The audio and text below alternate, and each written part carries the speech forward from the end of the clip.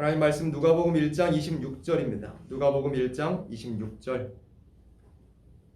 누가복음 1장 26절 33절까지 26절로 33절까지 같이 합독해 올리겠습니다. 여섯째 달에 천사 가브리엘이 하나님의 보내심을 받들어 갈릴리 나사렛이란 동네에 가서 다윗의 자손 요셉이라는 사람과 정혼한 처녀에게 이르니 그 처녀의 이름은 마리아라.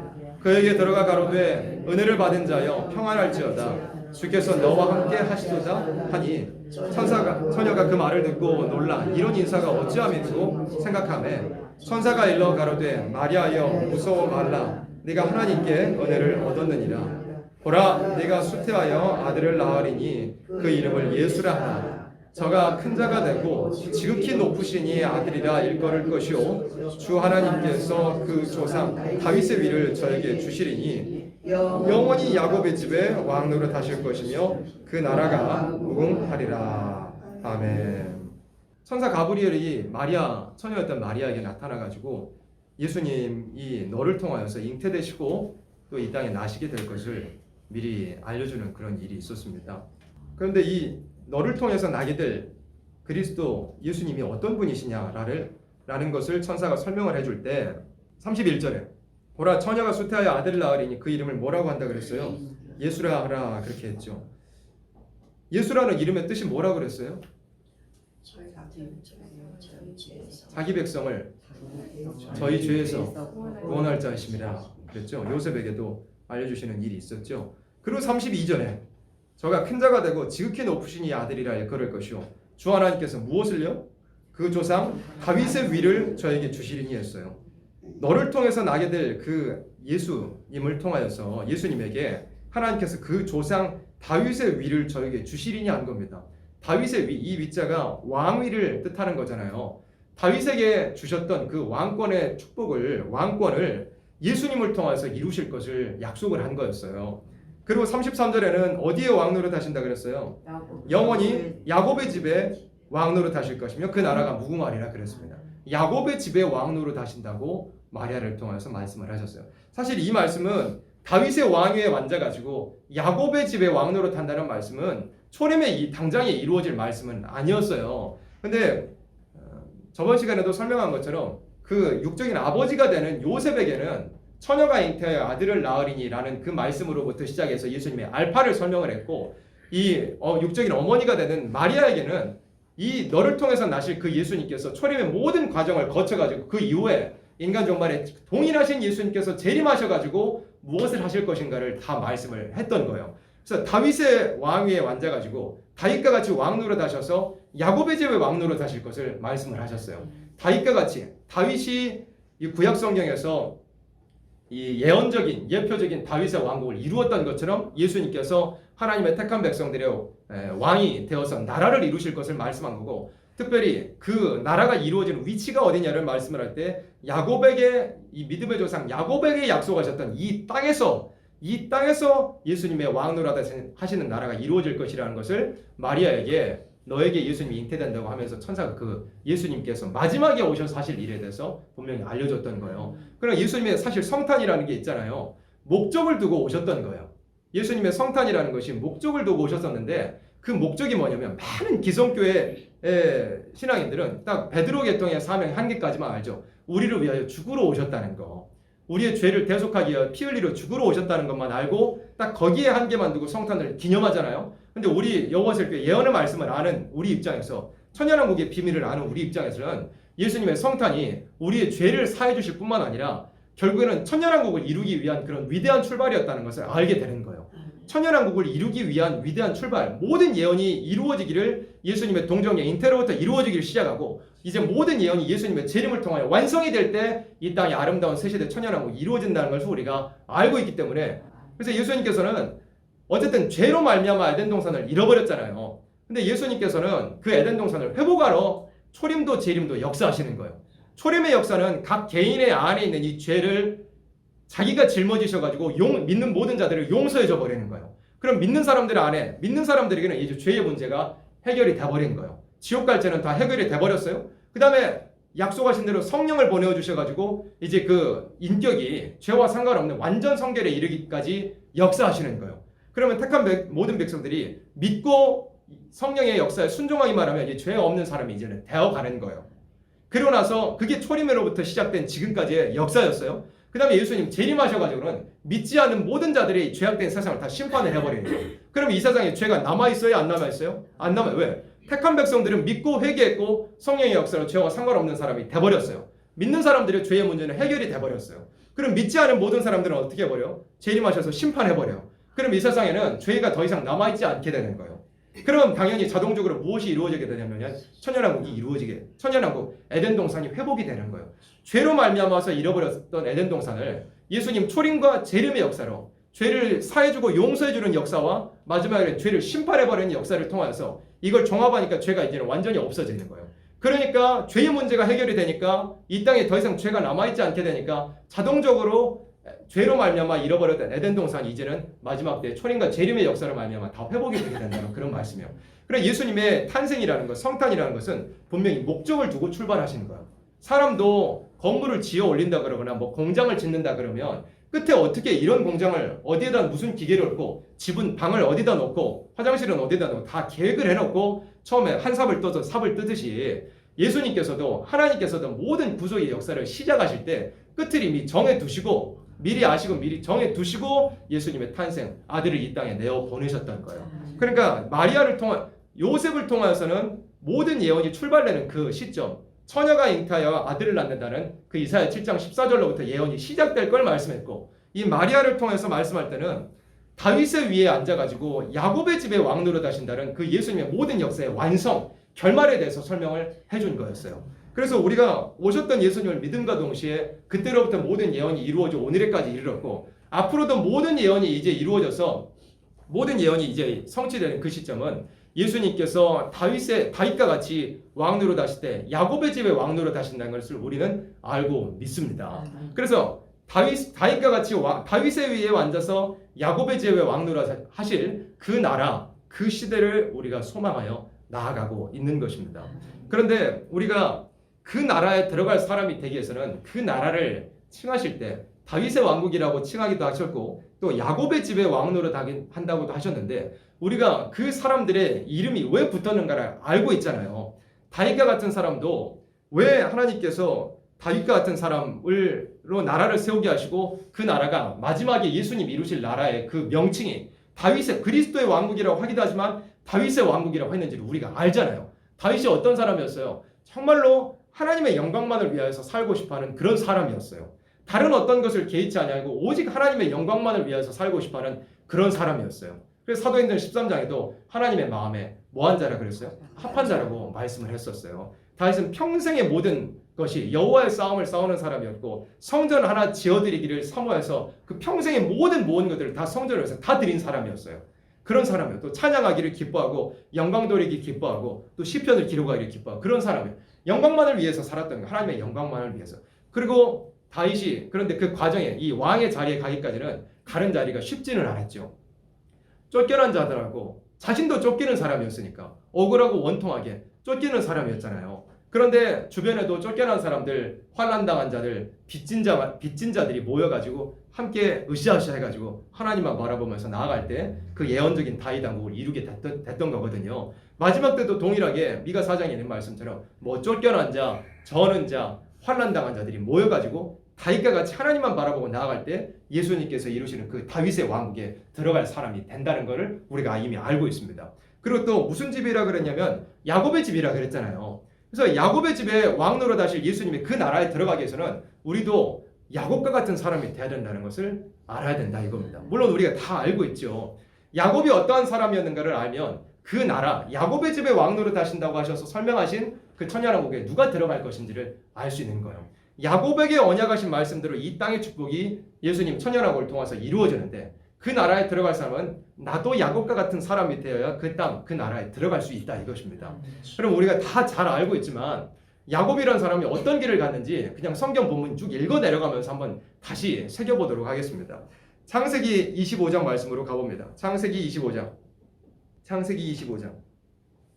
창세기 25장 19절입니다. 창세기 말씀을 쭉 계속 이어서 볼 겁니다. 창세기 25장 19절에 아브라함의 아들 누굽니까? 이삭의 후예는 이러하니라. 아브라함이 이삭을 낳았고 이삭은 40세에 리브가를 취하여 아내를 삼았으니 리브가는 바단 아람의 아람 족속 중 부두엘의 딸이요 아람 족속 중 누구의 누이입니까?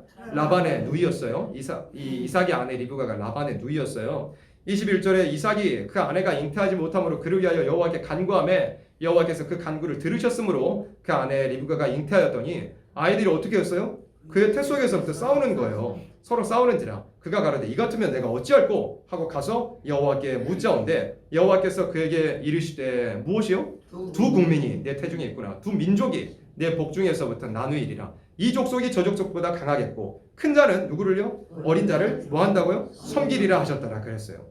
이미 뱃속에서부터 하나님께서 두 국민, 두 민족이 들어있는데 하나님께서 이 두 아이가 어떻게 될 것을 미리 다 정해두셨다고 그랬어요. 24절에 그 해선 기한이 찬즉 태에 쌍둥이가 있었는데 먼저 나온 자는 어땠어요? 붉고 전신이 가돛 같아서 이름을 뭐라고 했습니까? 에서라 하였고 후에 나온 아온은 손으로 어떻게 했어요? 에서의 발꿈치를 잡았어요. 그 이름을 야곱이라 하였으며 리브가가 그들을 낳을 때 이삭이 60세이었더라. 그 아이들이 장성함에 에서는 익숙한 사냥꾼인 거로 들 사람이 되고 야곱은 종용한 사람인 거로 장막에 거하니 이삭은 에서의 사냥한 고기를 좋아하므로 그를 사랑하고 리브가는 야곱을 사랑하였더라. 야곱이 죽을 쑤었더니 에서가 들에서부터 돌아와서 심히 곤비하여 야곱이 죽을 쑤었어요. 집에 있기를 좋아하고 어머니 섬기기를 좋아했으니까 야곱이 집에서 죽을 쑤었습니다. 여기서 우리가 잘 알고 있는 굉장히 중요한 사건이 나타납니다. 인류 전체에 모든 사람들이 이 두 사람의 보여진 것 중에 하나에는 속해 있게 되는 인류 역사에 어마어마한 그런 사건이 여기서 나타나게 된 겁니다. 야곱이 30절에 야곱에게 이르되 에서가 이제 야곱에게 말하는 거예요. 내가 곤비하니 뭐라고요? 그 붉은 것을 나눠주어 먹게 하라 한지라. 그러므로 에서의 별명은 뭐였습니까? 에돔이었어요. 에돔이 무슨 뜻이죠? 북다는 뜻이죠. 31절에 야곱이 가로되 형의 장자의 명분을 오늘날 내게 팔라 그랬습니다. 죽을 주라 그러니까 잘됐다 싶은 거였어요. 왜 그러냐면 야곱은 자기에게 약속되어 있는 축복을 찾기를 소망을 하던 사람이었던 겁니다. 그러니까 자기가 쓴 죽을 줘가지고 축복을 팔라고 한 거였어요. 32절에 에서가 가로되 뭐라고 합니까? 내가 죽게 되었으니 이 장자의 명분이 내게 무엇이 유익하리요? 에서는 이런 사람이었어요. 말도 내가 죽게 생겼는데 보이지도 않는 장자의 명분이 무슨 소용이냐 이런 생각을 하고 있었던 사람이었어요. 당장에 눈앞에 보이는 입에 들어가는 것이 먼저인 사람이었다 이겁니다. 33절에 야곱이 가로되 오늘 내게 맹세하라. 에서가 어떻게 했어요? 맹세했어요. 장자의 명분을 야곱에게 팔았습니다. 야곱이 떡과 팥죽을 에서에게 주매 에서가 먹으며 마시고 일어나서 갔으니 에서가 장자의 명분을 어떻게 여겼어요? 경홀히 여겼다고 그랬습니다. 에서는 장자의 명분을 경홀히 여겼습니다. 한 그릇 팥죽하고 바꾼 사람이 돼버리고 말았습니다. 그런데 이 한 그릇 팥죽이 그냥 한 그릇 팥죽에 해당하는 것이 아니라 야곱이 이 한 그릇 팥죽을 내어주고 하나님의 주시고자 하는 장자에게 해당되는 그 축복을 자기가 산 것은 야곱이 팥죽을 내어준 이 의미는 땅의 모든 것을 다 내려놓겠다는 그런 의미였습니다. 어떤 희생을 이 땅에서의 어떤 희생을 감수하고라도 하늘에서 주시는 자기에게 약속된 축복을 받겠다고 하는 그런 결심이자 그 모든 이 고난의 길의 출발이었던 겁니다. 야곱이 한 그릇 팥죽을 준 게 이 땅의 모든 걸 자기는 감수하고 가겠다는 그 출발이었다 이겁니다. 근데 에서는 그렇지 않았습니다. 하늘의 모든 것을 포기하고라도 이 자기 눈앞에 보이는 한 그릇 팥죽이 먼저였던 사람이었던 겁니다. 이 사건으로부터 시작해가지고 유물론 눈앞에 보이는 것을 따라가는 에돔과 같은 그 사상의 줄기와 눈앞에 보이지는 않아도 하늘에 있는 보이지 않는 것을 보이는 것처럼 하여 모든 고난을 참고 인내하며 그리고 약속을 받은 많은 믿음의 사람들이 있는 그 줄기가 인류 역사상 이제는 완전히 갈라져 버리게 됐던 겁니다. 그럼 이 인간 종말에도 마지막 때 하나님께서 말씀하시기를 오바댜 성경에 말씀했잖아요. 오바댜 성경에 누구에 관한 말씀이라 그랬냐면 에돔에 관한 말씀이라 그랬어요.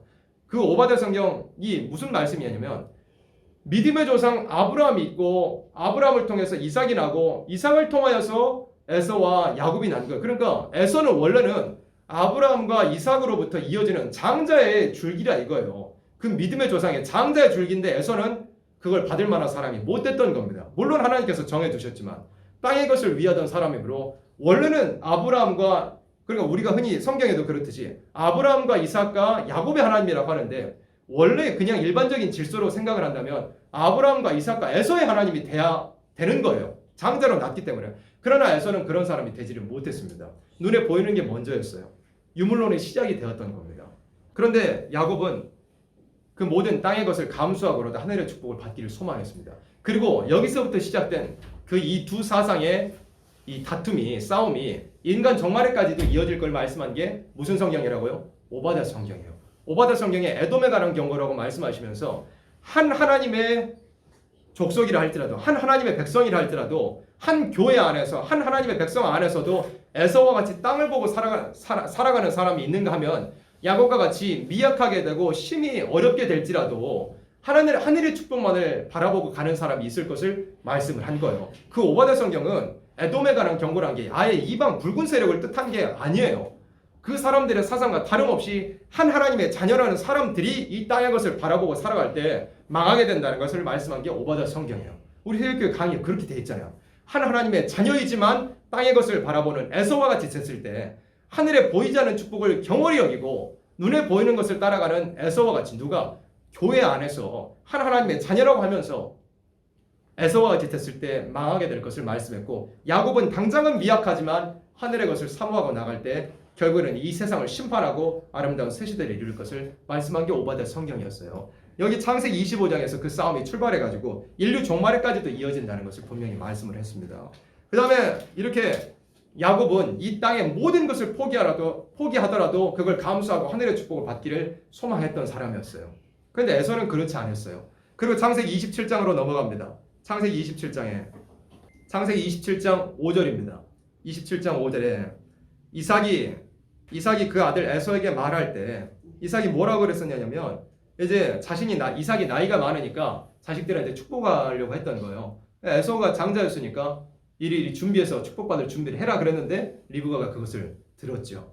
이삭이 그 아들 에서에게 말할 때 리브가가 들었더니 에서가 사냥하여 오려고 들로 나가매 6절에 27장 6절에 리브가가 그 아들 야곱에게 일러 가로되 내 부친이 내 형 에서에게 말씀하시는 것을 내가 들으니 이르시기를 나를 위하여 사냥하여 가져다가 별미를 만들어 나로 먹게 하여 죽기 전에 여호와 앞에서 내게 축복하게 하라 하셨으니 그러즉 내 아들아 내 말을 좇아 내가 내게 명하는 대로 염소 떼에 가서 거기서 염소의 좋은 새끼를 내게로 가져오면 내가 그것으로 내 부친을 위하여 그 즐기시는 별미를 만들리니 내가 그것을 가져 내 부친께 드려서 그로 죽으시기 전에 내게 축복하기 위하여 잡수시게 하라.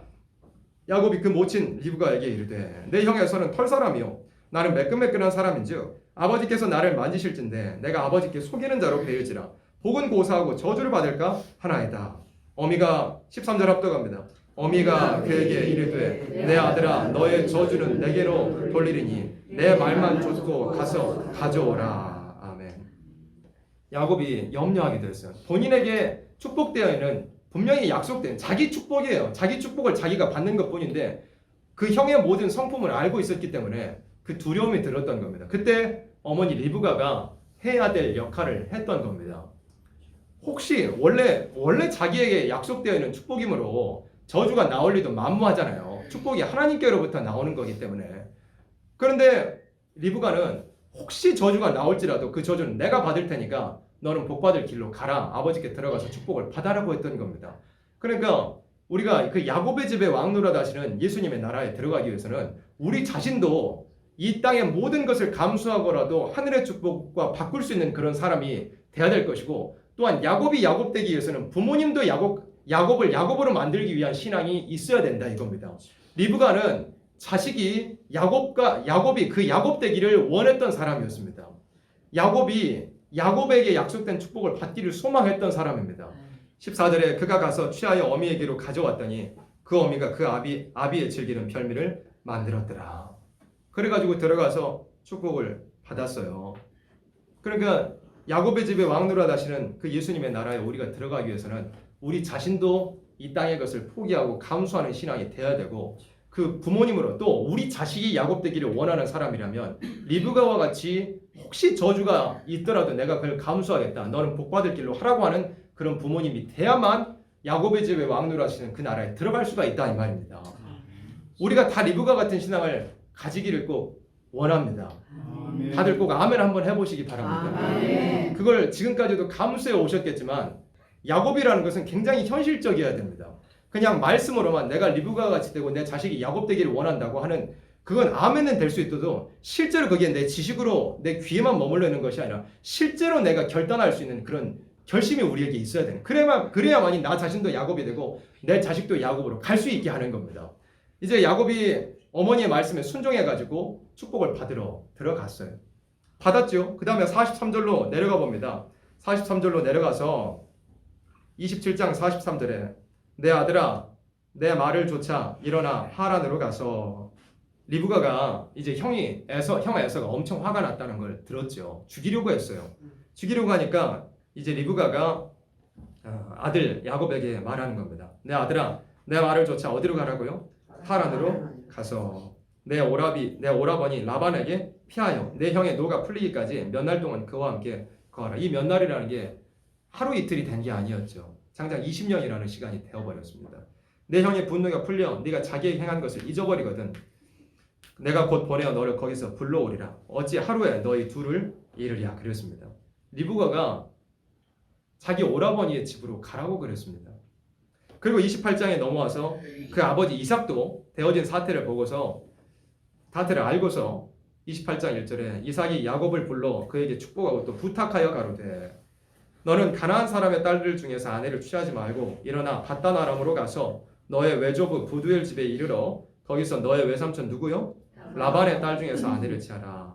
전능하신 하나님이 내게 복을 주어 너로 생육하고 번성케 하사 너로 여러 족속을 이루게 하시고 아브라함에게 허락하신 복을 내게 주실 때 너와 함께 내 자손에게 주사 너로 하나님이 아브라함에게 주신 땅 곧 너의 우구하는 땅을 유업으로 받게 하시기를 원하노라. 이에 이삭이 야곱을 보내었더니 밧단 아람으로 가서 라반에게 이르렀으니 라반은 아람 사람 부두엘의 아들이요 야곱과 에서의 어미 리브가의 오라비더라. 그랬습니다. 그래서 리브가도 야곱을 자기 오라버니 라반의 집으로 보냈고 이삭도 네가 복받고 싶으면 라반의 집으로 가라고 그랬습니다. 근데 우리가 알고 있듯이 이 라반이라는 사람이 훗날 얼마나 야곱을 괴롭히는지를 우리가 알고 있고 야곱이 그 집에 가가지고 고생을 얼마나 했는지를 우리가 압니다. 근데 이 자기 오라버니의 성품을 알고 있는 사람도 리브가였을 것이고 자기 처가의 모든 상황을 그래도 대략이라도 알고 있었던 사람이 바로 이삭이었을 겁니다. 그래도 이 땅 주변에 있는 그 가나안 저주받은 족속들의 딸들과 결혼하지 말고 네가 복받고 싶으면 그런 성품을 가진 라반의 집이라도 너는 거기로 가야 된다. 가서 고생을 하더라도 그 길로 가야만 네가 복을 받을 것이라고 이삭도 그렇고 리브가도 자식 이 야곱을 고생길로 내보냈던 겁니다. 고생길로 가라고 내보냈던 거예요. 야곱도 거기에 순종하여 갔던 겁니다. 28장 10절입니다.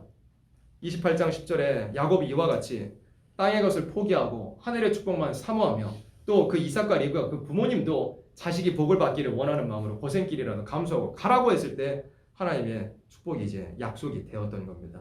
10절에 28장 10절에 야곱이 부엘세바에서 떠나 하란으로 향하여 가더니 한 곳에 이르러는 해가 진지라 거기서 유숙하려고 그곳에 한 돌을 취하여 베개하고 거기 누워 자더니 12절에 꿈에 본즉 사닥다리가 땅 위에 섰는데 그 꼭대기가 하늘에 닿았고 또 본즉 하나님의 사자가 그 위에서 오르락 내리락 하고 또 본즉 여호와께서 그 위에 서서 가라사대 합독합니다. 나는 여호와니 너의 조부 아브라함의 하나님이요 이삭의 하나님이라. 너 눈 땅을 내가 너와 네 자손에게 주리니 내 자손 계속이요. 내 자손이 땅의 티끌같이 되어서 동서남북에 편만할지며 땅의 모든 족속이 너 아래 자손을 인하여 복을 얻으리라. 내가 너와 함께 있어 내가 어디로 가든지 너를 지키며 너를 이끌어 이 땅으로 돌아오게 할지라.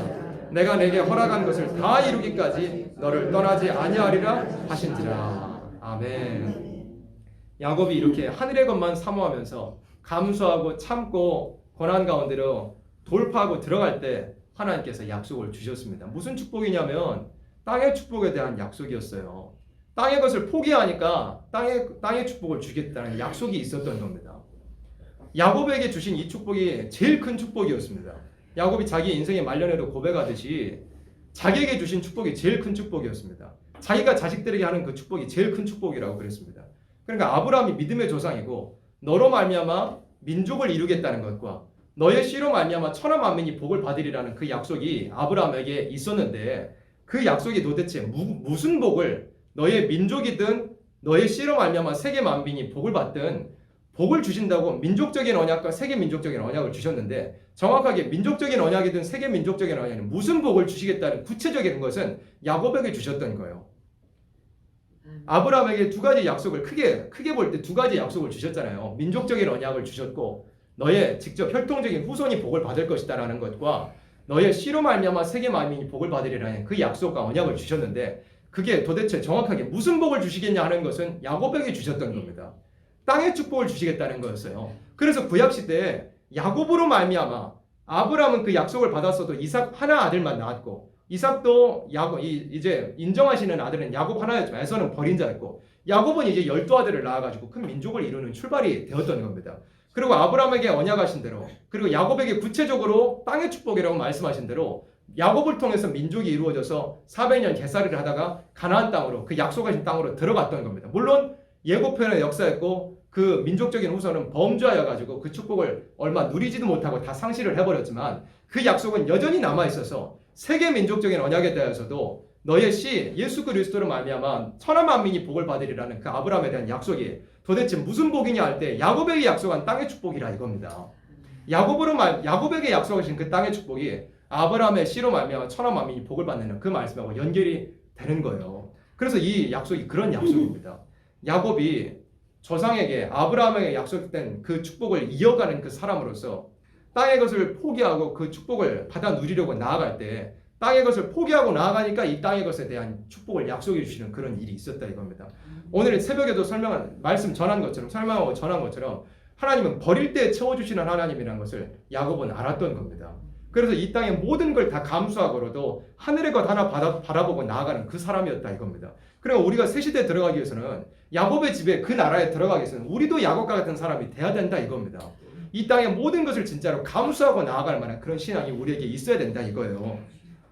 그래야만 땅의 축복을 약속하신 야곱은 약속만 받았지만 우리는 그 약속을 실제로 얻을 수 있게 된다 이겁니다. 그 다음에 29장으로 넘어갑니다. 29장 18절입니다. 29장 18절에 이제 삼촌의 집에 도착했습니다. 야곱이 라헬을 연애함으로 대답하되 내가 외삼촌의 작은 딸 라헬을 위하여 외삼촌에게 7년을 봉사하리이다. 라반이 가로되 그를 내게 주는 것이 타인에게 주는 것보다 나으니 나와 함께 있으라. 20절에 야곱이 라헬을 위하여 7년 동안 라반을 봉사하였으나 그를 연애하는 까닭에 7년을 수일같이 여겼더라. 21절 야곱이 라반에게 이르되 내 기한이 찼으니 내 아내를 내게 주소서 내가 그에게 들어가겠나이다. 라반이 그곳 사람을 다 모아 잔치하고 저녁에 그 딸 누구를요? 라헬을 주라 그랬는데 레아를 주었어요. 그 딸 레아를 야곱에게로 데려가매 야곱이 그에게로 들어가니라. 라반이 또 그 여종 실바를 그 딸 레아에게 시녀로 주었더라. 야곱이 아침에 보니 누구예요? 레아예요. 25절이에요. 야곱이 아침에 보니 레아라. 라반에게 이르되 외삼촌이 어찌하여 내게 이같이 행하셨나이까? 내가 라헬을 위하여 외삼촌께 봉사하지 아니하였나이까? 외삼촌이 나를 속이심은 어찌미니이까? 라반이 가로되 형보다 아우를 먼저 주는 것은 우리 지방에서 하지 아니하는 바이라. 이를 위하여 7일을 채우라. 우리가 그도 내게 주리니 내가 그를 위하여서 또 얼마를요? 7년을 내게 봉사할지니라. 삼촌에게 사기를 당한 거예요. 사기 결혼을 하게 된 거였습니다. 물론 이것도 하나님의 뜻이었지만 야곱도 그 모든 것을 감수하고 도합 14년을 아내를 위하여서 참 고생하는 그런 일이 있게 됐습니다.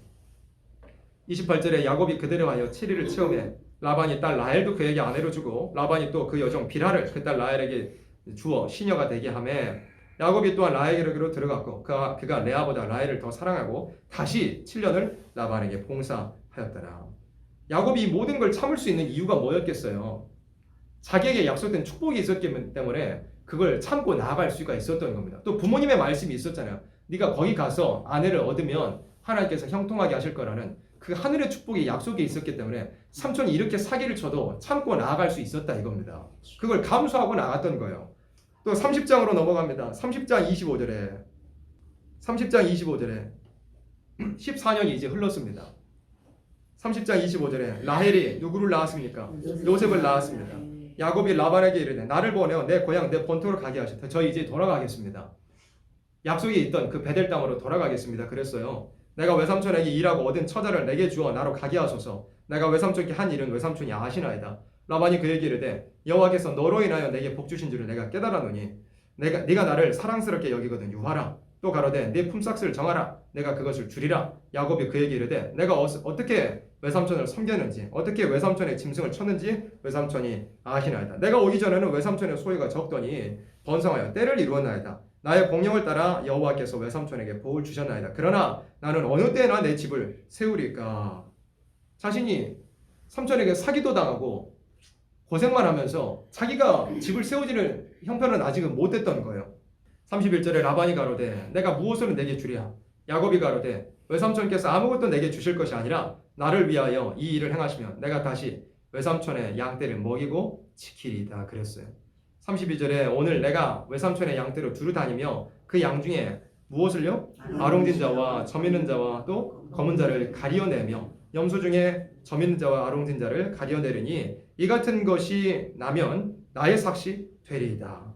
후일에 외삼촌께서 오셔서 내 품삯을 조사하실 때 나의 의가 나의 표징이 되리이다. 내게 혹시 염소 중 아롱지지 아니한 자라 점이 없는 자나 양 중 검지 아니한 자가 있거든 다 도적질하는 것으로 인정하소서 그랬어요. 그러니까 색깔이 어쨌든 있으면 자기 것으로 삼아달라고 그랬어요. 삼촌에게 제 재산 떼어주세요 한 게 아니라 야곱은 하늘에서 하나님께서 해주실 것을 믿었던 거예요.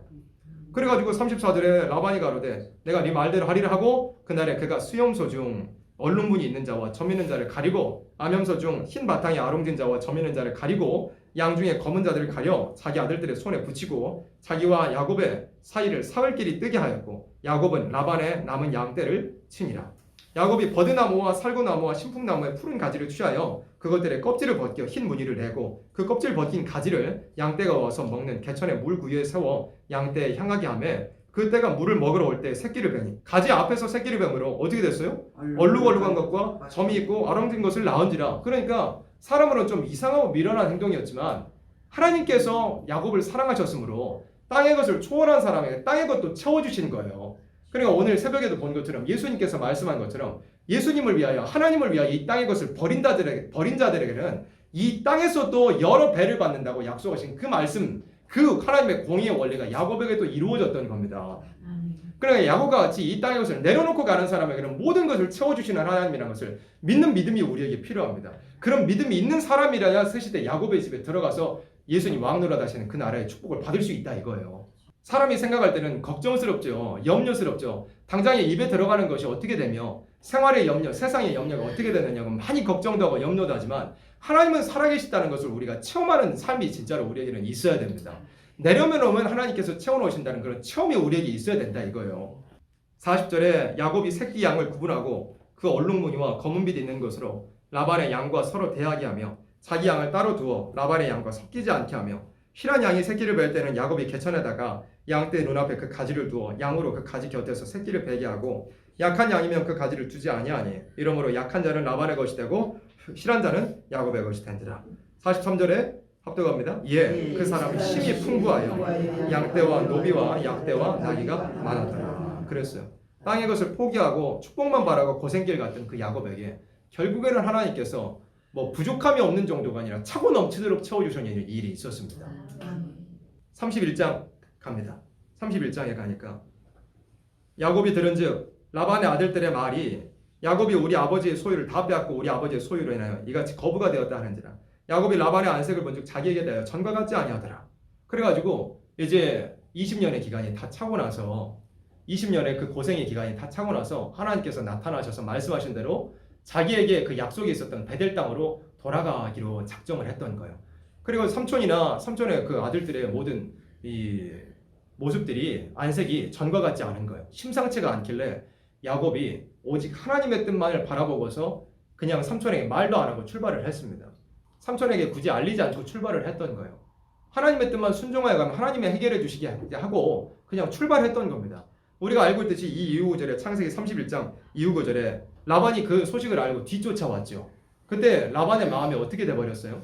라반이 사실 야곱을 쫓아온 게 뭔가 한바탕 해버리려고 쫓아왔을 거예요. 그런데 하나님께서 라반에게 꿈에 밤에 나타나셔가지고 말씀하셨잖아. 너는 선악간에 야곱에게 아무 말도 하지 마라. 무슨 뜻이냐면 입 다물고 있으라 이겁니다. 야곱은 축복을 향하여 가고 있으니 너는 입 다물라 이거였어요. 그러니까 야곱이 축복을 향하여 나아갈 때 모든 사람의 마음이라도 사람으로서는 두려워할 수도 있겠지만 사람의 마음도 다 주관하여 줘 버린다는 것을 야곱의 이 삶을 통해서 우리는 알아야 됩니다. 그냥 사람 눈치 볼 거 없이 우리는 축복만 향하여 가면 모든 사람의 마음 하나님께서 다 바꿔줘 버린다 이 뜻입니다. 사람의 마음도 하나님에게 있습니다. 바로의 마음을 강팍케 하신 분이 하나님이었다 이겁니다.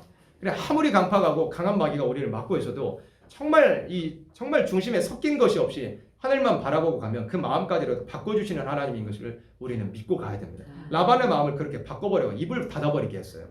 아무 말도 하지 못하게 했던 겁니다. 그리고 32장으로 넘어가니까 이제 라반의 문제를 해결하고 오니까 야곱이 또 누구를 거쳐야 되느냐면 에서 그 형을 거치게 될 수밖에 없게 됐어요.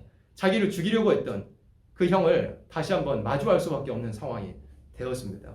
사람으로서 참 걱정할 만도 하죠. 걱정할 만하니까 야곱이 이 선물도 준비하고 때도 나누고 준비도 실제로 했어요. 실제로 무슨 일이 벌어질지 몰랐기 때문에. 그런데 이 야곱이 32장 23절에서 그 모든 일을 앞에 두고서 하나님과 씨름을 했습니다. 기도하면서 나아갔던 겁니다. 32장 23절에 그들을 인도하여 시내를 건네며 그 소유도 건네고 야곱은 홀로 남았죠. 근데 어떻게 됐어요? 어떤 사람이 날이 새도록 야곱과 씨름했어요. 그 사람이 자기가 야곱을 이기지 못함을 보고 야곱에 뭘 쳤습니까? 환도뼈를 쳤어요. 야곱의 환도뼈가 그 사람과 씨름할 때 위골되었다 그랬어요. 야곱의 환도뼈가 위골이 됐습니다.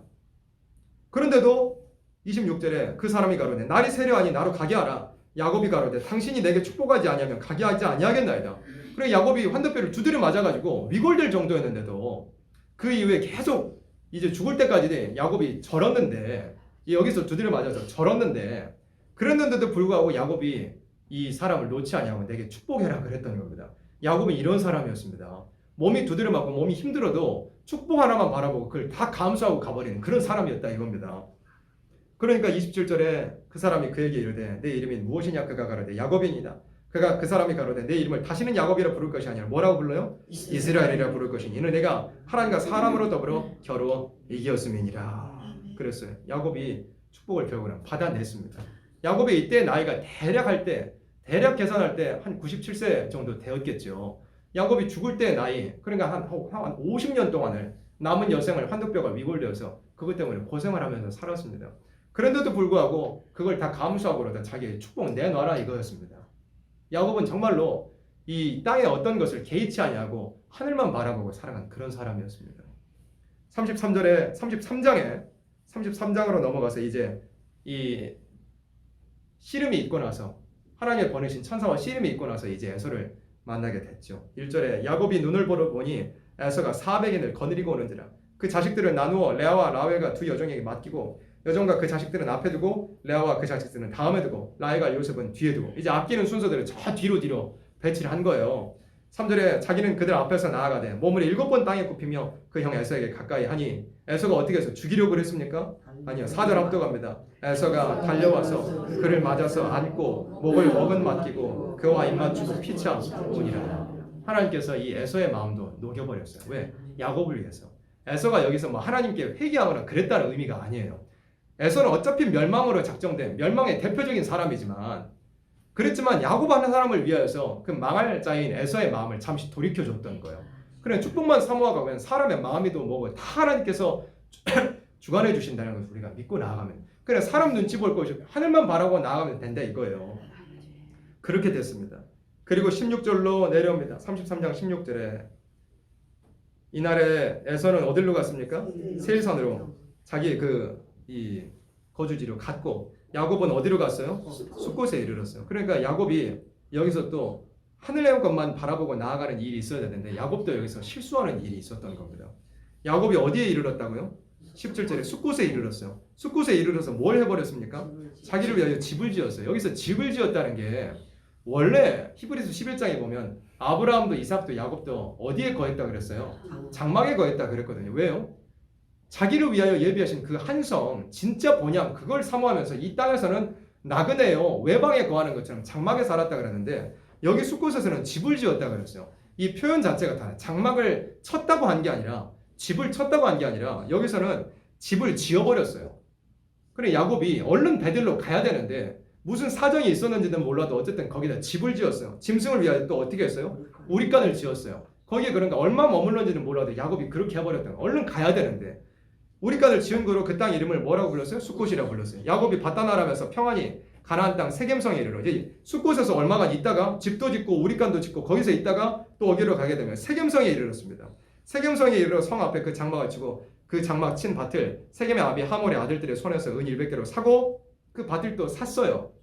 사가지고 거기 단을 쌓고 그 이름을 엘로헤 이스라엘이라 하였더라 이렇게 했습니다. 그런데 33장에서 야곱이 여기서 잠깐 머물러 버린 그 일 때문에 34장에서 무슨 일이 벌어졌는지 우리가 알고 있습니다. 그 딸 디나가 그 세겜 땅에서 주변을 돌아보러 다니다가 참 몹쓸 꼴을 당하는 그런 일이 있게 됐죠. 그것 때문에 아들들이 또 칼 들고 나가서 피바람이 불게 하는 그런 일들도 있었던 겁니다. 그리고 나서 35장에 넘어와서 야곱이 자기에게 약속하신 땅, 자기가 하늘의 것만 바라보고 땅의 모든 것을 감수하고 나아가는 그런 삶을 평생 살았는데 잠시 멈췄던 그 일 때문에 가정에 참 큰 환란이 다가왔던 걸 이제 야곱이 그 이후에 깨닫게 됐던 거예요. 그리고 나서 35장에 넘어와서 야곱이 하나님에게 이르시되 일어나 베델로 올라가서 거기 거하며 그랬어요. 네가 내 형 에사의 낯을 피하여 도망하려 때 내게 나타났던 하나님께 거기서 단을 쌓으라 하셨습니다. 야곱이 이에 어떻게 했습니까? 자기 집 사람과 자기와 함께한 모든 자에게 이르되 너희 중에 이방 신상을 버리고 자신을 정결케 하고 의복을 바꾸라 그랬어요. 이제 야곱이 정신을 바짝 들여 회개하는 의미로서 집안 모든 사람을 점검을 했던 겁니다. 3절에 우리가 일어나 베델로 올라가자 나의 환난 날에 내게 응답하시면 나의 가는 길에서 나와 함께 하신 하나님께 내가 거기서 단을 쌓으려 하매 그들이 자기 손에 있는 4절 앞서갑니다. 그들이 자기 손에 있는 모든 이방 신상과 자기 귀에 있는 고리를 야곱에게 주는지라 야곱이 그것들을 세겜 근처 상수림 나무 아래 묻고 그랬습니다. 자기 가족 안에 있는 모든 우상들을 다 집어냈습니다. 그리고 자기 가정 식구들이 자기를 치장하고 자기를 영화롭게 하기 위해 했던 그런 모든 액세서리 같은 것들을 다 내놓으라 그랬습니다. 옷도 전부 갈아입으라 그랬습니다. 그래가지고 그걸 상수리 나무 아래 묻어버렸습니다. 왜 그렇습니까? 약속의 땅으로 가기 위해서는 우상이 있어서도 안 되고 자기를 위한 것이 있어서도 안 되고 이방인들과 같은 그 겉모습이 있어서는 안 되기 때문에 야곱이 전부 걷어가지고 상수리 나무 아래 묻어버렸다 이거예요. 그리고 나서 베델로 가서 하나님께 단을 쌓은 게 야곱이었습니다. 그래서 새 땅으로 가는 우리의 야곱과 같이 돼야 될 우리의 삶이라는 것이 이와 같아야 되는 것입니다. 그리고 이후에 야곱이 이제 또 요셉을 따라서 애굽으로 내려가서도 마지막에 축복할 때 내 부요조의 축복보다 내게 주신 축복, 내가 하는 축복이 더 크다라고 말씀한 것처럼 하나님께서 그 야곱에게 참 이런 삶을 살아가는 야곱에게 큰 축복을 주셨고 또 모든 선지서에도 다 야곱아라고 하면서 축복에 약속하시는 일이 있었습니다. 그리고 이 마지막 때 우리가 누구의 하나님의 전에 이르자고 그랬어요. 야곱의 하나님의 전에 이르러서 그가 그 도로 우리에게 가르치실 것이요. 그 다음에 우리가 뭐 한다고요? 그 길로 행하리라 그랬어요. 마지막 때 새 시대 들어가야 될 사람들은 야곱을 인도하셨던 그 길을 배워야 되고 그 길을 배울 뿐만 아니라 그 길로 가는 사람이 되어야 아름다운 새 시대 들어갈 수 있다는 것을 선지서 모든 이 말씀에 다 말씀을 했던 것입니다. 그래서 우리가 새 시대 들어가기 위해서는 예수님께서 탄생하실 때부터 야곱의 집에 왕으로 산다고 하셨으니까 우리도 진짜 그 나라에 들어가기 위한 사람이라면 야곱의 삶을 실제로 살아내는 사람이 돼야 된다 이겁니다. 이 전 시간에 설명했지만 우리의 신앙의 노선만 야곱이 아니라 우리의 이 단체 야곱의 단체라고 그렇게 이야기하고 동방 야곱이라고도 많이 하고 실제로 우리는 신앙의 노선에서는 야곱이에요. 새시대 축복, 땅의 축복 바라보고 가니까 많은 사람들이 아직도 많은 기성교에서는 야곱은 아직도 도둑놈이잖아요. 야곱은 아직도 도둑놈이에요. 어린 아이들 만든 애니메이션에도 야곱은 도둑놈이고 목사님들 설교하실 때도 야곱은 다 도둑놈이에요. 그런데 우리는 도둑놈 취급받는 야곱의 약속하신 그 축복을 향하여 나아가는 실제로 우리의 신앙의 노선은 야곱과 같은 노선이 맞아요. 누구도 환영하지 않고 다 이단이라고 하는 그 야곱의 노선이 맞지만 중요한 것은 내 개인의 삶과 내 가정의 삶이 진짜로 야곱이 돼야 된다 이겁니다. 야곱은 땅의 것을 내려놓고 간 사람입니다. 내려놓고 하늘의 것을 바라보고 나갈 때 땅의 것으로 부족함 없이 차고 넘치도록 체험을 입었던 사람이고 그런 이 야곱 같은 사람을 말미암아 예수님께서 이 마지막 때 왕으로 다신다는 것을 분명히 말씀을 한 겁니다.